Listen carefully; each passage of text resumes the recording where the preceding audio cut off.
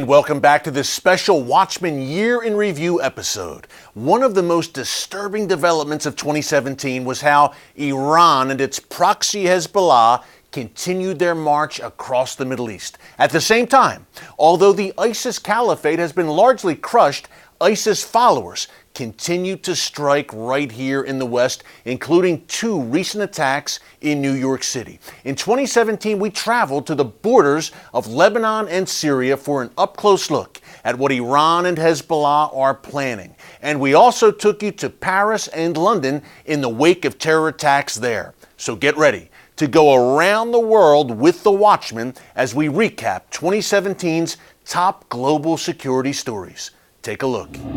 If you will walk down here and you will reach to the fence, which is about less than half a mile away from here, and once you cross that fence and you will start walking all the way eastwards, crossing through Syria, crossing through Iraq until you reach the Iranian borders, you are crossing through an area of dozens and dozens of millions of people that have 2 things in common as of today. 1, they are butchering each other, and 2, all of them are very hostile to the state of Israel.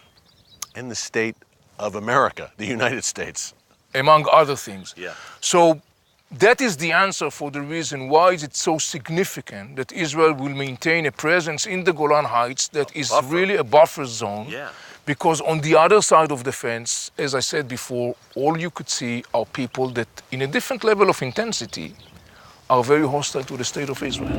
Now, the horrific terrorist attack here on Westminster Bridge really had all the hallmarks of the ISIS strategy and tactics that we've seen again and again here in the West. Number 1, the attacker was a British citizen, a convert to Islam named Khalid Massoud. Now, what he did was he intentionally targeted a soft target, Westminster Bridge. Folks, you can see behind me, this is a heavily trafficked pedestrian site here in London, a legendary site right in the shadow of Big Ben, obviously, a major tourist attraction. And what this terrorist did was he took a car and he rammed it right here into the bridge into a large group of civilians, of pedestrians. He killed 4 people, he wounded dozens more, but he wasn't done there.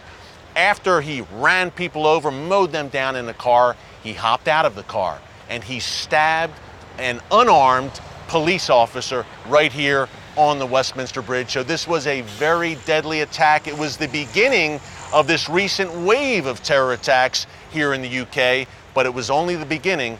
There was much more, unfortunately, to come. We've had several foiled attacks right here in Paris. We've had plots broken up, thank God.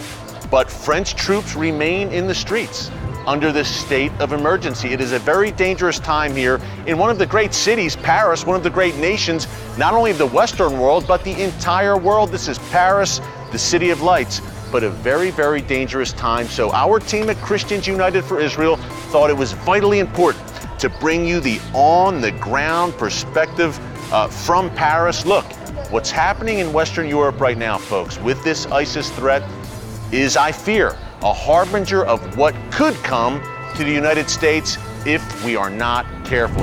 Hezbollah fighters storming right across this border where we're standing right now, planting that Hezbollah flag in the middle of this beautiful Israeli community of Metula.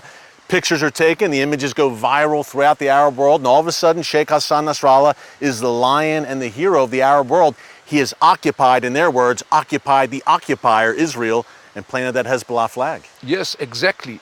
And you are touching one of the most significant things to understand what makes Lebanon and parts of the Arab world ticks. Yeah. In that context, what I would like you to do, Eric, you mentioned the Hezbollah flag. I want to show you something very interesting. So please take these binoculars and look up the hill, and you will see an interesting sign. And on top of that sign, you could see the flags of the Hezbollah. Yeah, Avi, I see, staring right at me through these binoculars, I see the Ayatollah Khomeini, the leader of the Iranian Revolution. I see the Hezbollah flag a few yards from where we're standing right now. And I see a Palestinian flag, by the way, as the viewers at home can see as well. That is correct. The Bible says, "My people perish for lack of knowledge." And in 2018, we're going to keep bringing you the kind of analysis on these important stories that you just won't see anywhere else. Well, up next, the Newsmakers. We'll look back at some of our favorite interviews from the past year, including some amazing predictions about Jerusalem. Stick around.